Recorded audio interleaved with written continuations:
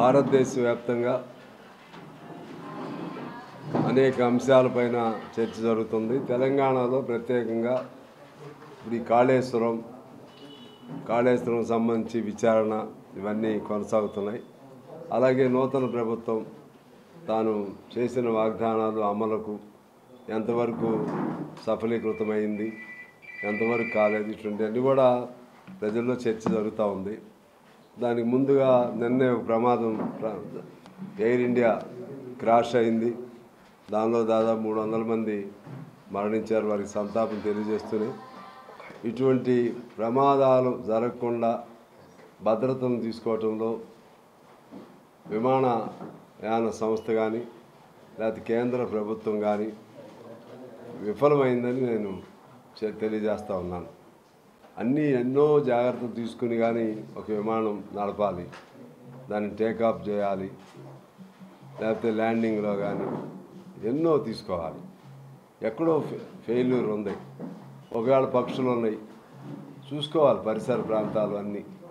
ఇలా విలువైన అనేక ప్రాణాలు, ఒక ముఖ్యమంత్రితో సైతం ప్రాణాలు కోల్పోవటం చాలా విచారకరం. దీనిపైన విచారణ చేయాలి. భవిష్యత్తులో ఇటువంటి ప్రమాదాలు జరగకుండా ప్రభుత్వం కఠినంగా వ్యవహరించాలి. ఇక రెండో అంశం, ఇవాళ మనం 4వ జపాన్ దాటేసాం, 4వ ఆర్థిక వ్యవస్థగా పెరిగాము, ఇటువంటి మాటలు చెప్తూ ఉన్నారు. ఇక అమెరికా, చైనా, జర్మనీ ఆ 3 మిగిలినాయి.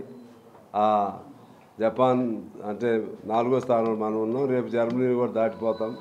ఇటువంటి అన్నీ అసంబద్ధమైనటువంటి పత్రికలు పేపర్ మీద గీతలు రాసుకుని తనకు తానే ఊహించుకుని సంపన్నవంతుడుగా ఊహించుకునే పద్ధతుల్లో ప్రజల్ని మభ్యపెట్టడానికి, తప్పుదారి పట్టడానికి వీళ్ళు ప్రయత్నం చేస్తున్నారు కేంద్ర ప్రభుత్వం. మరి ఇవాళ బ్రతుకు తెరువు లేని వాళ్ళు అనేక మంది ఉన్నారు. చాలీన జీతాలతో బ్రతకటం కోసం కొద్దిగా అయినా తిని బతికే వాళ్ళు ఉంటారు కదా, ఆ పద్ధతుల్లో ఉంది ఈ దేశం. అర్ధాకలితో ఈ దేశం ఉంది. సూచికలో 101వ స్థానంలో ఆకలిలో ఉన్నాం మనం.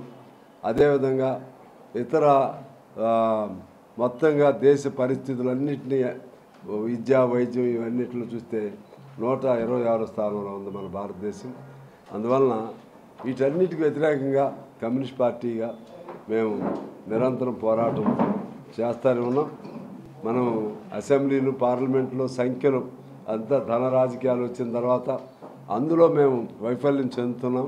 కానీ ప్రజలను సమాయత్తం చేయటంలో, ప్రజలను చైతన్యం కల్పించడంలో, దేశంలో ఉన్న పరిస్థితులు, దోపిడీ వ్యవస్థలు, వీటికి వ్యతిరేక పోరాటంలో ఎప్పుడు కమ్యూనిస్ట్ పార్టీగా కోట్ల మందిని ప్రభావితం చేస్తూ ఉన్నాం.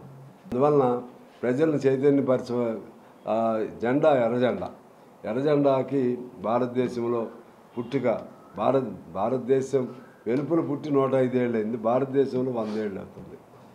రేపు డిసెంబర్ 26న పెద్ద ఎత్తున చేస్తూ ఉన్నాం. పెద్ద ఎత్తున ఖమ్మంలో 5 లక్షల మందిని సమీకరించి శతాబ్ది ముగింపు ఉత్సవాలని జాతీయ స్థాయిలో నిర్వహిస్తూ ఉన్నాం. అందువల్ల కమ్యూనిజం అనేది అవసరం. దాన్ని చంపేయాలని చెప్పి కేసీరావు లాంటి వాళ్ళని, మావోయిస్టుల్ని, వీళ్ళని చంపుతూ, ఎందుకంటే రాజ్యం వాళ్ళ చేతుల్లో ఉంది. పేదవాళ్ళు వాళ్ళ అడవిలో ఉన్నవాళ్ళు పేదవాళ్ళ కోసం ఉన్నారు. వాళ్ళు ఏదన్నా వాళ్ళ మార్గం వేరైనా సరే ఈ విధంగా చంపటం మొదలుపెట్టి ప్రశ్నించేవాడు ఉండకూడదనే ఆలోచనతో ఈ ప్రభుత్వం చేస్తూ ఉంది. ఆ విధంగా ఒకవైపు టెర్రరిస్టులతో అయితే చర్చలు జరుపుతారంట, కానీ వీళ్ళతో జరపడానికి సిద్ధంగా లేదు. తర్వాత కొంతమంది లొంగిపోదాం అనుకుంటున్నారు. లొంగిపోవటానికి కూడా అంగీకరించకుండా చంపటమే లక్ష్యంగా పెట్టుకుని ఈ ప్రభుత్వం చేస్తూ ఉంది. కేంద్ర ప్రభుత్వం, రాష్ట్ర ప్రభుత్వాలు కూడా వాళ్ళ వాళ్ళు దానికి కూడా చేయి అందిస్తూ ఉన్నారు. ఈ విధమైనటువంటి మానవ హననాన్ని కమ్యూనిస్ట్ పార్టీగా తీవ్రంగా ఖండిస్తున్నాం. ఇక్కడ మన రాష్ట్రానికి వచ్చేసరికి నిన్న మన కేసీఆర్ గారు విచారణకు హాజరయ్యారు. రాజు వెడలినట్లుగా మన సిద్దిపేట ఎమ్మెల్యే గారు, ప్రస్తుతం అంతకుముందు ముఖ్యమంత్రి గారు, రాజు వెడలినట్టుగానే ఆర్భాటం, 100 కార్లతో, అది మన ప్రజాస్వామ్యానికి ఏమి సంకేతం ఇస్తుంది? అంటే కోర్టుకి వెళుతూ కూడా ఆ విధంగా చేయాలి. అది ఎవరు చేస్తారంటే సినిమాల్లో దాదాలు చేస్తారు.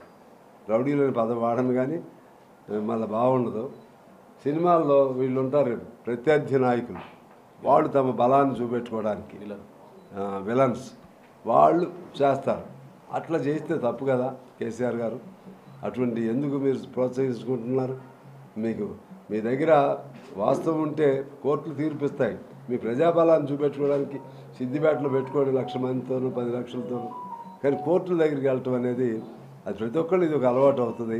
ఆ విధంగా దాన్ని మేము ఖండిస్తూ ఉన్నాం. ఇక ఇప్పుడు ఏమంటున్నాడు కేసీఆర్ గారు, అప్పుడు హరీష్ గారు, ఇటువంటి వాళ్ళందరూ అప్పుడే ఉన్నారు, ఇప్పుడేమంటున్నారు. కాళేశ్వరం ఒక అద్భుతం, ఇది ప్రపంచ అద్భుతం. Kaleshwaram is the brain child of KCR. ఇటువంటి మాటలన్నీ వాడారు అప్పుడు. ఇప్పుడు మాకు సంబంధం లేదు, అది ఇంజనీర్ల పాత్ర, ఇంజనీర్లే చేశారు. దానిలో కాంట్రవర్సీ, అసలు మంత్రివర్గ ఆమోదం జరగలేదని కొంతమంది అంటున్నారు. తుమ్మల నాగేశ్వర గారు లాంటి వాళ్ళు మంత్రివర్గ ఆమోదంతో జరిగింది అంటున్నారు. సరే, మంత్రివర్గ ఆమోదంతో జరిగితే ఎవరి ద్వారా జరిగింది? ఇంజనీర్లు చేశారా పని? డిజైన్ ఇంజనీర్లు తయారు చేశారా, లేకపోతే మీరు ఇచ్చారా డిజైన్? మీరే ఇంతకుముందు చెప్పారు నేనే సర్వం నేనే అని. ఇప్పుడు మాది కాదు అంటున్నారు.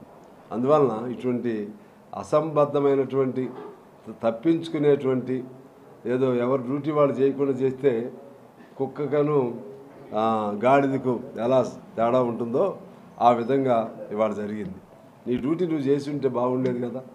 అది సంపన్నవంతమైనటువంటి రాష్ట్రాన్ని కాళేశ్వరం పేరుతో పేదరికం వైపు నెట్టివేసింది. ఎందుకంటే డబ్బులన్నీ అందులోనే పెట్టారు, ఇంకేం చిన్న ప్రాజెక్టులు చేయాల.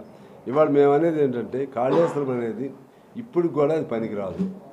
ఆఖరిగా ఈ ప్రభుత్వం కూడా తను చేసిన వాగ్దానాల బరువుకి తానే కుంగిపోతూ ఉంది. ఓకే, అప్పుడున్న అవసరాల దృష్ట్యా వాగ్దానాలు చేసాం, గెలవాలనుకున్నావు. అప్పుడు కేసీఆర్ గారి తెలంగాణ రావటం కోసం ఎన్ని మాటలు అని, తర్వాత అది ఉద్యమ మాటలు అన్నాడు. అట్లా మీరు కూడా తప్పించుకోవద్దని మేము మనవి చేస్తున్నాం కాంగ్రెస్ పార్టీగా. ఎందుకంటే పారదర్శకంగా చేయండి.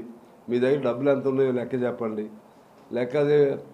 డబ్బులు లేవనుకోండి, ఇదిగో ఈ స్కీములు ఎంతమేరకు చేస్తున్నాం, తర్వాత మళ్ళీ మేము చేస్తాం అని ప్రజలకి ఓపెన్గా విజ్ఞప్తి చేయండి. అలా కాకుండా మభ్య పెట్టకండి. ఇప్పుడు ఇళ్ళు ఉన్నాయి, గందరగోళంగా అవుతుంది. ఇళ్ళది జాగ్రత్తగా చేస్తూ మీరు ఏం చేయగలుగుతారో అది పక్కాగా చేయండి. రైతులకు ఇంకా కొన్ని ఇబ్బందులు ఉన్నాయి. రైతు బంధు కానీ లేకపోతే రుణమాఫీ కానీ ఇటువంటి దానిపైన కూడా ఇక అయిపోయిందని చేతులు ఎత్తేస్తున్నారు. అయిపోయిందని చేతులు ఎత్తేసి మరి ఇప్పుడు కొత్త స్కీములు కూడా అమలు చేయట్లేదు. అదంతా ప్రభుత్వానికి చెడు పేరు వస్తుంది. ఇంకా మన రాజీవ్ యువ వికాస్ పేరుతో అది కూడా పారదర్శకంగా ఉండలేదు. ఓన్లీ కాంగ్రెస్ అంటే అది న్యాయం కాదు.